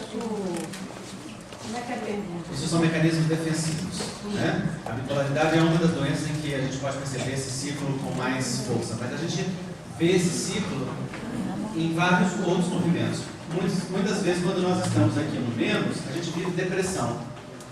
Né? Aí sai do menos e vive aqui uma experiência de arrogância. Às vezes isso durante uma encarnação inteira. Por exemplo, encarnações inteiras vividas no falso poder de arrogância e autoritarismo são seguidas por encarnações onde nós vivemos depressões consecutivas. Porque é um movimento compensatório energético, de alta monta. Então aí nessa nova encarnação vai ter uma tendência ao menos. Vai ter que puxar para cá. Então nós precisamos atentar para esses movimentos em nós, que são desde movimentos pequenos, que acontecem rapidamente, até movimentos grandes. Para quê? Para perceber como voltar para o plano. Eu estou aqui na menos-valia, então eu preciso lembrar que eu não sou isso. Né? Não, isso não é verdadeiro. Não, esse sentimento de abandono não é verdadeiro. Não foi Deus que me abandonou. Fui eu quem abandonei a Deus. Aí eu estou lá na hipertrofia do eu tenho que lembrar, não sou tão grande assim não. Deixa eu furar o balão aqui. Menos. Sou só uma pessoa comum. Exercícios que a gente faz para voltar aqui para o centro. O Dias escreveu uma mensagem que está no livro Pílulas de Confiança, um dos livros que eu psicografei, em que ele diz assim, sobre isso: o espírito não é pequeno como quer na menos-valia, nem grande como pretende na egotrofia, mas em Deus é uma pequena centelha luminosa, tão grande quanto seja o tamanho da vontade do Pai para a sua vida. Ou seja, não somos a menos-valia que se autodeprecia e também não somos os falsos poderes de grandeza. Mas em Deus, ou seja, no afeto, nós somos uma pequena centelha, uma faísca. O que pode uma faísca, gente? Pode botar incêndio no mundo, sobretudo em tempo de aridez. Não é? Quanto maior o tempo de aridez, mais fogo a faísca pega. Porque então é no tempo de aridez que o afeto e o amor se tornam os medicamentos mais abundantes. Então, quando brilha a faísca divina, há um incêndio de amor. De que tamanho? Do tamanho da vontade do Pai para aquela vida. Porque quem comanda os movimentos de amor é o Pai. Por isso Jesus diz: brilhe a vossa luz diante dos homens, para que vejam as vossas boas obras e glorifiquem o Pai que está nos céus. Quando a faísca divina brilha através das obras, porque quando ela brilha na concretude dos gestos, quem é glorificado não é o ego, é o Pai. É a grandeza do Pai na criatura. E então a criatura fica identificada com o Pai. E esse é o movimento sequencial que nós vamos fazer na interna. Quando você falou no para quê, estou em busca há muito tempo de uma resposta assim, mais sucinta. Para quê do autismo?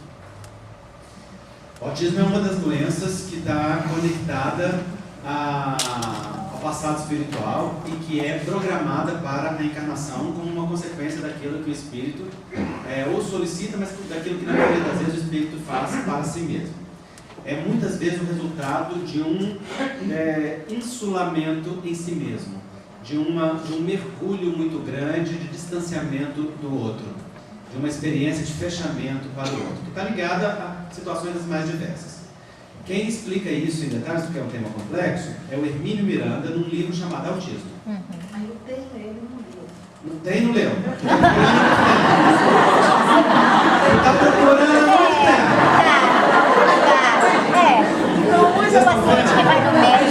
O paciente que vai no médico, ele não... Essa famosa regra do menor esforço.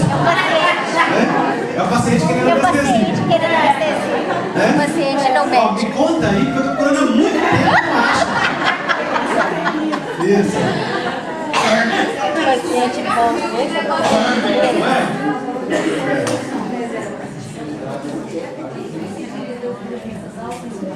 Doenças autoimunes. Doenças autoimunes tem aquelas que estão ligadas ao nosso passado espiritual e tem aquelas que estão ligadas ao nosso presente. Há doenças autoimunes que são da programação espiritual, que já vem como resultado do que está armazenado no perispírito, frequentemente movimento de autoagressão, decorrente de agressão ao outro no passado, porque Emmanuel diz que ninguém fere o coração do outro sem ferir o seu próprio. Da mesma forma, ninguém lesa a vida alheia sem lesar a sua. A gente traz muitos registros de culpa no nosso corpo espiritual. Mas muito frequentemente elas são produzidas ao longo da própria encarnação, quando a identidade, a individualidade estabelece um litígio, uma briga consigo mesmo, na não aceitação. A maioria das nossas culpas são culpas autopunitivas. Não são as culpas que nos levam para uma boa resolução. São as culpas que pega a chibata e fica lamentando. Ora, o que está por detrás da culpa que fica lamentando? É um perfeccionismo. Na verdade, é o orgulho. Eu devia ser tão bom que eu não podia ter feito isso. Eu era tão que eu não podia ter falhado. Ora, uma pessoa comum olha para suas culpas e diz: infelizmente eu sou só uma pessoa comum. Eu falho. Falhei feio ali. Deixa eu ver se eu posso. Deixa eu ver se eu posso me ocupar com isso agora. Né? Deixa eu ver se eu posso fazer o que eu posso fazer agora com a minha consciência de agora por isso. Bert Hellinger, filósofo da constelação familiar, tem uma imagem muito bonita para isso. Ele diz que o remorso é semelhante a um náufrago que após o naufrágio fica preso, fica agarrado voluntariamente aos destroços do navio sem subir no bote salva-vidas. Fica lamentando o destroço. Fica ali agarrado. O bote salva-vidas está do lado, ele quer apenas lamentar que houve naufrágio. Enquanto o arrependimento, que é a culpa e a humildade sincera, sobe no bote salva-vidas, distancia-se dos destroços e vai buscar socorro para poder recolher cada pedacinho. E vai cuidar do que significa aquele destroço. Então, o que nós precisamos diante das doenças autoimunes é despertar auto-amor, autocuidado e autopreservação. Principalmente, por exemplo, as doenças autoimunes que afetam a tireoide. Ou as que afetam a pele, como o lúpus, como o vitiligo, como as doenças psoríase. Então, nós precisamos ter um olhar para estas doenças que seja um olhar mais alto, um olhar de autodespertamento. Tudo que coça muito em nós quer despertar a gente. Tudo que o quê? É algo que não nos deixa esquecer Coça? que aquela Que é o parte quê? existe. Despertar? Tudo que coça muito. Né? Então eu não lembro que eu tenho de braço, mas se essa parte aqui coça, eu olho para ela o dia inteiro. Prurido está ligado ao despertar da autopercepção, ligado a olhar mais profundo para si. Qual olhar? Olhar mais amoroso, olhar mais consciente, olhar mais benevolente, olhar que aceita mais, olhar que se compromete mais com caminhar no agora com o melhor que já tem. De uma forma genérica, tá? Porque a gente precisa sempre individualizar para cada história os sintomas. E a fibromialgia?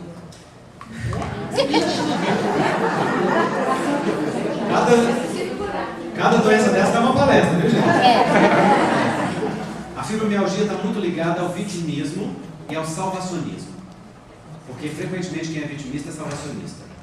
E então está muito conectada a colocar nas costas pesos extras que não lhe pertencem. A assumir atividades, culpas, obrigações, modos de fazer que não correspondem àquilo que seja o real para si.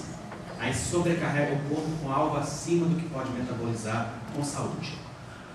Tanto que quando começa a se autopreservar, colocar limites nas relações e se valorizar, as dores aliviam. É o som. Tá? Então, muito genérica, muito genérica mesmo.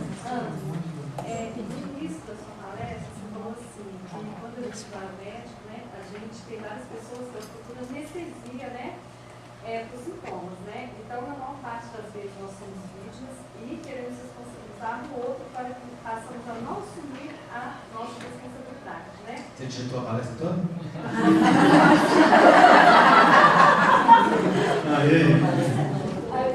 Aí tá. E isso seria, então, um mecanismo de defesa, né? Que a gente elabora conosco mesmo. Tá, e como que a gente faria para assumir essa nossa responsabilidade? Para a gente perceber e não se colocar no papel de vítima? Perceber que nós somos sempre o autor da nossa história. Porque há sempre corresponsabilidade em tudo aquilo que nos machuca. O outro tem a responsabilidade que é dele. E a responsabilidade que é do outro pertence ao outro. Acontece que eu só deixo que algo me fira numa extensão X ou Y de acordo com a forma como eu recebo aquilo. Então, se alguém me cutuca aqui no braço e não tem nenhuma ferida aqui, eu vou virar e perguntar o que foi. Tá me chamando? Mas se tem uma ferida aqui, alguém me cutuca aqui, eu vou reagir defensivamente, vou agredir essa pessoa. Porque então aquela minha ferida oculta foi tocada. Então o que nos dói é nosso. Por isso tem uma frase muito simples que diz assim, ó, incomodou, doeu, leva para casa que é seu. Incomodou, doeu, leva para casa que é seu. Significa, né? Diz respeito à dinâmica individual. E claro, quando a gente diz é seu, significa você tem poder sobre ela. Não significa que aquilo que o outro fez não teve intenção de te ferir, nem teve poder de te ferir. Claro que tem. Mas significa que você pode gerenciar a extensão disso. Pra quê? Exatamente. O quanto isso vai, até onde vai, que tempo isso vai durar, como que você vai lidar com isso. Porque é isso que é o perdão. O perdão é o metabolismo do processo da dor. E a reconciliação é uma ponte de afeto que a gente estabelece com o outro. Então, quando a gente faz isso, a vida se movimenta. Ok? Então, gente, todo esse conteúdo está no meu livro Cura e Autocura, que foi o primeiro livro que eu lancei pela AMNI Editora, o órgão editorial da Associação Médica Espírita de Minas Gerais. Também tenho outros livros, tenho Alto Amor e Outras Potências da Alma, que eu brinco que é o remédio, né, sobre as virtudes. Tenho 2 sobre sexualidade, homossexualidade sobre a ótica do espírito imortal e transexualidades sobre a ótica do espírito imortal, em que eu abordo orientação sexual e identidade de gênero. Tenho um livro sobre reconciliação consigo mesmo, com a família, com Deus. Tenho um livro sobre o amor a dois, os relacionamentos afetivos dentro da visão sistêmica, que é a visão da constelação familiar com a qual eu trabalho, e a visão espírita, e também a visão da homeopatia, que é a minha especialidade, né? E tem os livros do Dias, psicografados por mim, Pílulas de Esperança, Pílulas de Confiança, Pílulas de Amor, que são de mensagem, e os livros infantis, né? Eu tenho 5 livros infantis, e cada um deles são de um tema de educação emocional e valores humanos para a evangelização e para serem trabalhados, ok?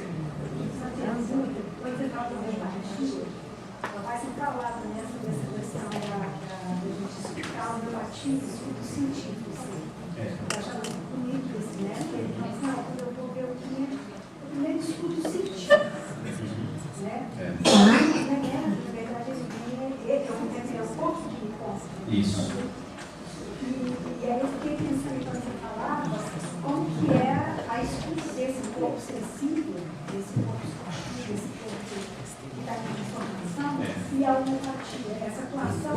Exatamente, né? Então, dentro dessa nossa área da homeopatia, é preconizado que se observe o indivíduo como um todo. E isso requer que a gente esteja atento aos sintomas físicos, ao temperamento, às características emocionais, à energia e a toda a percepção energética que esse paciente promove naturalmente ali, e isso requer que você esteja em sintonia. E colocar-se em sintonia é colocar-se em um estado de disponibilidade, é colocar-se em um estado de presença. No estado de presença, a gente é capaz de permitir que os significados e os significantes do outro possam ser sentidos, possam ser percebidos e que fique claro. Então, para escolher uma medicação homeopática adequada, que seja o simílimo daquele paciente, né, o medicamento que contém a imagem geral daquele paciente, a gente precisa bem conhecer aquela pessoa, e isso começa pelo sentir, sem sombra de dúvida.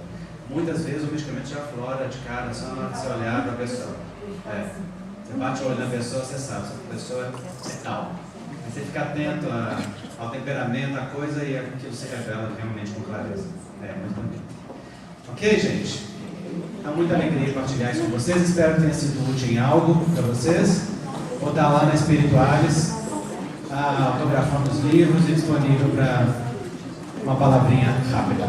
Também quero convidar vocês a conhecerem o site da Fraternidade Sem Fronteiras, que é esta ONG que acolhe e cuida de crianças órfãs na África. São 15 mil crianças órfãs hoje cuidadas em 32 centros de acolhimento, em Moçambique, em Madagascar e no Senegal, e também de famílias de refugiados venezuelanos no norte do Brasil e de crianças com microcefalia no nordeste brasileiro. Uma ONG feita de voluntários, nascida do movimento espírita, que funciona no sistema de apadrinhamento, extremamente séria e comprometida. Trabalho há 4 anos, sou hoje um dos diretores de uma das áreas e afianço a seriedade desse trabalho. Imaginem vocês que o apadrinhamento de R$50 mensais muda uma vida de uma criança. Vocês podem apadrinhar pelo site, podem conhecer todos os projetos. O site, inclusive, está lindo, todo remodelado, bastante didático, cheio de vídeos, cheio de apresentações de números. Fraternidades Sem Fronteiras.org.br Fraternidades Sem Fronteiras.org.br. Lá vocês podem se tornarem padrinhos e madrinhas e fazer parte dessa família do Amor Sem Fronteiras. Vocês podem se inscrever para as caravanas que vão à África servir. Todo mês tem caravana, fica 10 dias em Moçambique, 15 dias em Madagascar. São caravanas diferentes, ou para um ou para outro. E todas as pessoas de boa vontade são bem-vindas. Não precisa ter nenhuma profissão específica, não precisa ter nenhum conhecimento. Basta que seja padrinho ou madrinha, que pague todos os seus custos e que tenha boa vontade para servir. Porque este é o lema da fraternidade. Nós aprendemos a perceber que nós somos um só povo, um só coração. E aprender a ver na dor do outro e na alegria do outro, a nossa própria dor e a nossa própria alegria. Diminuindo distâncias, estabelecendo pontes e, sobretudo, curando um pouco do grande prejuízo histórico e social que nós, do passado, realizamos com a África, berço da humanidade, comprometendo-nos com aqueles que são herdeiros da terra, que é fonte da vida, e nosso povo e nossa história. Particularmente nós no Brasil, tivemos um país construído a sangue, suor e lágrimas do povo africano, e temos um grande compromisso com eles. E que misericórdia e que alegria Deus ofertar para nós um trabalho em que no amor nós podemos ver a dignidade daquele povo e ser recebidos por Ele, com eles reconhecendo a nossa dignidade, e poder curar-nos historicamente da dignidade deles não reconhecida e curar-nos também da culpa da nossa indignidade pelo remorso por aquilo que foi feito. Só o amor tem poder curativo real. Então, se isso toca o seu coração, seja bem-vindo nessa tarefa autoeducativa e de renovação, porque estamos todos lá aprendendo o que significa ser fraternos. Muita gratidão a todos por isso. Obrigado.